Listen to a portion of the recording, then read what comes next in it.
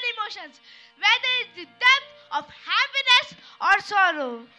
This composition in Raga Ahir Bhairav, titled Aaj Sab Mangal Gavo, beautifully depicts the shades of such emotions. Each of us possesses various forms of multiple intelligence such as IQ, EQ, SQ, kinesthetic skills and special intelligence, etc. All of these are linked to our happiness. Without happiness in our lives and attitudes, these skills are meaningless. Therefore, it's essential for all of us to focus on improving our happiness index. मंगल मतलब happiness. जब हम सब मिलकर मंगल की प्रार्थना करते हैं तो मंगल होता है. यही हमारी संस्कृति है.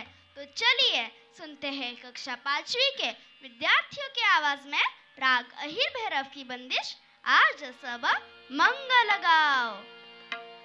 आज सब मंगल गाओ. अहिर भैरव राग हा प्रातःकाली म्हणजे सकाळी गायला जाणारा राग. अहिर हा बिहारी शब्द आहे. दूध विकणाऱ्या लोकांना बिहारमध्ये अहिर असे म्हणतात. त्याच्यावरूनच हा राग अहिर भैरव हा पडला आहे. आजकालच्या मुलांना विचारलं दूध कुठून येतं तर ते म्हणतात प्लास्टिकच्या पिशवीतून. पण हे अहिर सकाळी गाईचं दूध काढून घरोघरी पातेल्यामध्ये दूध वाटायचे. तर ऐकूया अहिर भैरव राग.